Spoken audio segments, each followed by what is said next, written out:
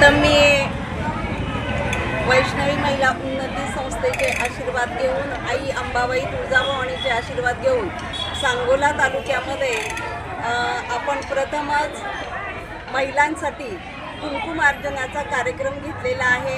त्याचप्रमाणे हळदी कुंकवाचा कार्यक्रम घेतलेला आहे आणि 16 शृंगार देवीला अतिशय महत्त्वाचे असतात, त्यांना तो आवडणारा विषय आहे। प्रत्येक महिलेला 16 शृंगाराची ही आवड असते, त्याप्रमाणे 16 शृंगार अर्पण करून आपण सर्व माता भगिनींमध्ये आई जगदंबेचं रूप पाहत आहोत आणि त्याप्रमाणे त्यांना सुद्धा ते 16 शृंगार अर्पण करत आहोत।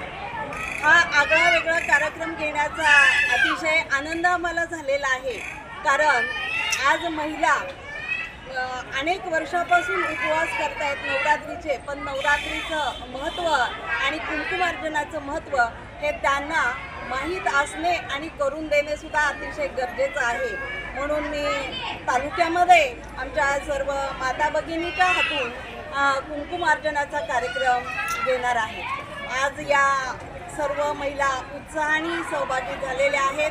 प्रथम आपण आई अंबाबाईच्या मंदिरामध्ये सुरू केलेलं आहे, आजच त्याचं सुरुवात झालेली आहे।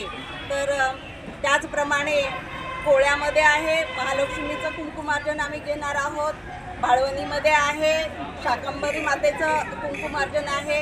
महूदमध्ये आहे, आई अंबाबाईचं कुंकुमार्जन तिथेही आम्ही घेत आहोत आणि लक्ष्मीनगरमध्ये सुद्धा लक्ष्मी मातेच्या मंदिरामध्ये सुद्धा कुंकुमार्जन घेणार आहोत। तळागाळातल्या सर्व महिलांनी एकत्र यावं, या कुंकुमार्जनाचा आणि आई जगदंबेचा आशीर्वाद घ्यावा, एवढीच मी आपल्या सर्व तालुक्यातल्या महिला भगिनींना विनंती करते।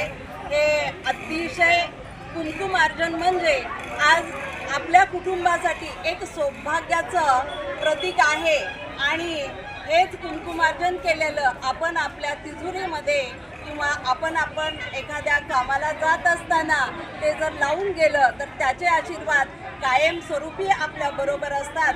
तर हे महत्त्व अतिशय महत्त्वाचं आहे। नवरात्र हे अतिशय महत्त्वाचा विषय आहे, धार्मिकतेचा तर आहेच आहे, परंतु आई जगदंबेची शक्तीसुद्धा प्रत्येक महिलेमध्ये असणं गरजेचं आहे आणि आहेच ती अशीच पुढे टिकून राहावी, एवढीच मी आमच्या सर्व महिला भगिनींना विनंती करते आणि सर्व सांगोला तालुक्यातल्या माता भगिनींना, माझ्या बंधुवर्यांना, लहान थोरांना आई जगदंबेचे आशीर्वाद लाभावेत अशी मी विनंती करते आणि थांबते।